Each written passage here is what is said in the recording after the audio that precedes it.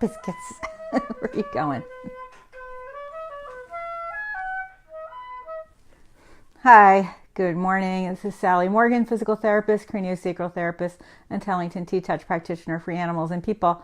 This is Tristan. He's a Corgi, and today is an episode of Conversations with a Corgi. And we're going to be very brief today because today is Veterans Day.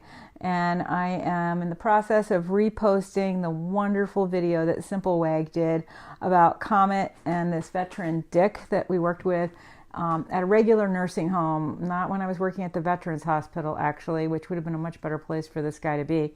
But it's a very moving story about the benefits of therapy dogs, and in particular for this one guy. Comet did many, many amazing things in his lifetime. He was a healing dog. He was a therapy dog. He was just a wonderful, intelligent, amazing being. And you got to know him too, huh, Tristan? And Tristan has some stories of his own, doing some therapy dog work early on in his career with veterans, as a matter of fact. And maybe one time I will be able to have somebody do something as wonderful, I'm sorry about the sun, as Simple Wag did for this story of Comet. But anyway, so that's what we're going to talk about today, is just reposting that, because there's no other story about Veterans Day that I consider as profound or as meaningful as that story of Comet and this one particular guy. So enjoy watching it. Hopefully it'll be posted by the time you go to watch it. And we will be back on Tuesday this week to talk more about pets and hospice care and end-of-life issues. And then again on Thursday, because I'll be at my educator job Monday and Wednesday. So thanks for joining us today for this short episode of Conversations with a Corgi, because really it is Veterans Day, and that's what is important, is to repost that. See, Danny's husband's a veteran. Yeah, it's hard. Is it a happy day or just a day to be grateful for peace? Because that really is what it is.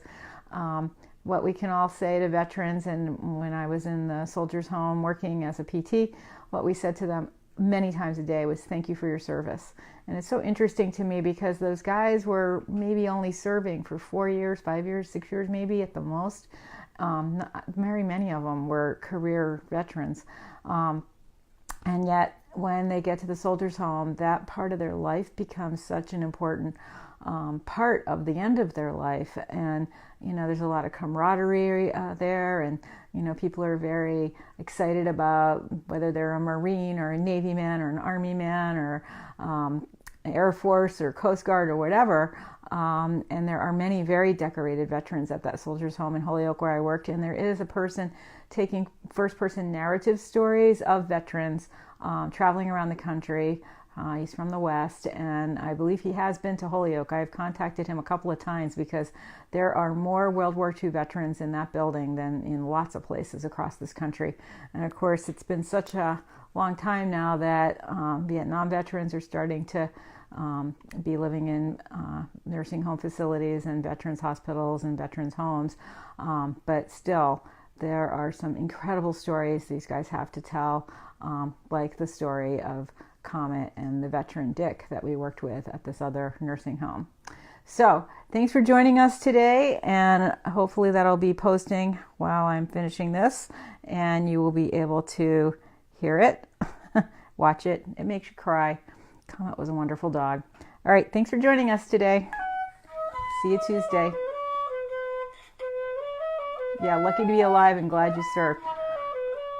We are so happy that my niece's husband is not being deployed to Afghanistan, just because of the time he gets to spend with his bride. But boy, somebody's being sent there, and it's an awful thing.